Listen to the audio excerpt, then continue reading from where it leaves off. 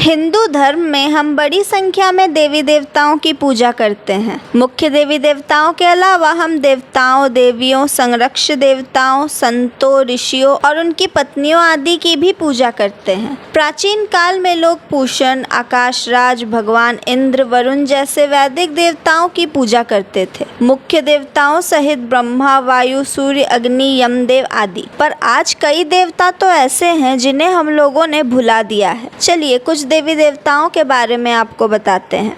Video को पूरा देखिए और चैनल को सब्सक्राइब कीजिए। सबसे पहले है पृथ्वी। पृथ्वी वो देवी है जो अपनी सर्वोच्च शक्ति के माध्यम से हमारी रक्षा करती है। धरती देवी के लिए संस्कृत नाम पृथ्वी है और उन्हें भूदेवी कहा जाता है। साथ ही साथ हिंदू धर्म में उन्हें भूमि देवी भी कहा जाता है। उन्हें बौद्ध ग्रंथों में भी वर्णित किया गया है। ऋग्वेद और कई प्राचीन पवित्र ग्रंथों में उनका उल्लेख मिलता है।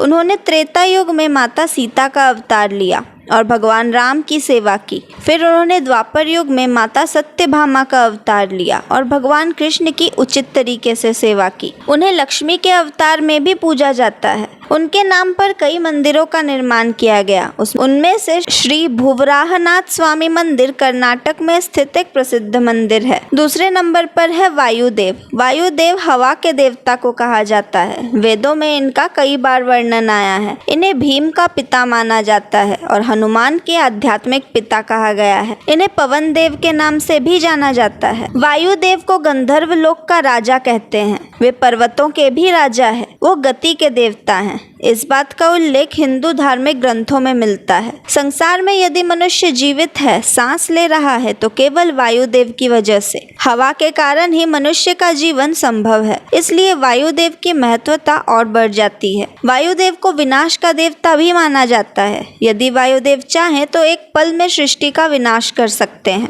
हवा बंद कर देने से मनुष्य, जीव जंतु, पशु पक्षी कोई भी सांस नहीं ले पाएगा। वायुदेव को वैदिक युग से हिंदू धर्म में त्रिभुज देवताओं में से एक के रूप में सम्मानित किया गया है। तीसरे नंबर पर है वृंदा देवी। वृंदा देवी को तुलसी देवी भी कहा जाता है। वृंदा देवी का एक रूप कृष्ण के स्वर्ग गोलोक में निवास करता है। उन्होंने उस स्थान पर तप किया जिसका नाम उनके नाम पर वृंदावन रखा गया और वे वहां हवा, बारिश और फूलों के खिलने को नियंत्रित करती हैं। कहा जाता है कि वे भगवान शिव के पुत्र जलंधर की पत्नी थी। उनकी भक्ति भाव के कारण जलंधर को कोई मार नहीं सकता था। जलंधर का नाश करने के लिए वृंदा के पतिव्रत धर्म को भंग करना बहुत जरूरी था। इसी कारण भगवान विष्णु ने जलंधर का रूप लिया और वृंदा के पास पहुंचे। जलंधर बने भगवान के साथ वृंदा पवित्रता का व्यवहार करने लगी, जिससे उनका सतीत्व भंग हो गया। ऐसा होते ही वृंदा का पति जलंधर युद्ध में हार गया। इस सारी लीला का जब वृंदा को पता चला तो उसने क्रुद्ध होकर भगवान विष्णु को शिला होने का श्राप दे दिया और स्वयं सती हो गई।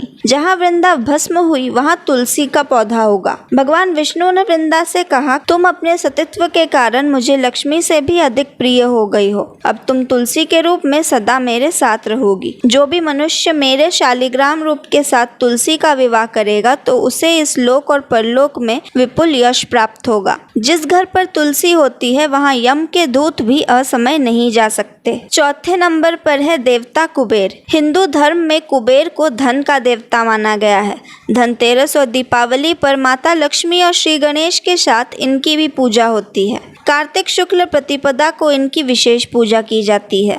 कुबेर देव को यक्षों का राजा माना जाता है और उनके राज्य की राजधानी अलकापुरी है। यक्ष के रूप में वे खजानों के रक्षक हैं। पुराने मंदिरों के वाद्य भागों में कुबेर की मूर्तियां पाए जाने का रहस्य भी यही है कि वे मंदिरों के धन के रक्षक हैं। कुबेर देवता देवताओं के कोषाध्यक्ष थे। सैन्य और राज्य खर्च को वे ही संचालित करते थे। इनकी पूजा करने से पैसों से जुड़ी तमाम समस्याएं दूर रहती है। पांचवें नंबर पर है हयग्रीव। भगवान विष्णु के प्रमुख रूप से 24 अवतार है। इन 24 अवतारों में से ही एक अवतार है हयग्रीव का। इस अवतार के संबंध में कथा मिलती है कि एक बार मधु और कैटक नाम के दो शक्तिशाली राक्षस ब्रह्मा जी से वेदों का हरण कर रसातल में पहुंच गए। तब भगवान ने हयग्रीव अवतार लिया। इस अवतार में भगवान विष्णु की गर्दन और मुख घोड़े के समान थी। भगवान हयग्रीव रसातल से मधु कैटभ का वध करके वेदों को पुनः ले आए थे। भगवान हयग्रीव की पूजा करने से ज्ञान का आशीर्वाद मिलता है। तो ये थे कुछ देवी देवता जिनकी आराधना आजकल बहुत बहुत कम हो गई है। कैसी लगी आपको ये जानकारी हमें कमेंट्स में ज़रूर बताएं और देखते रहें धर्म संवाद।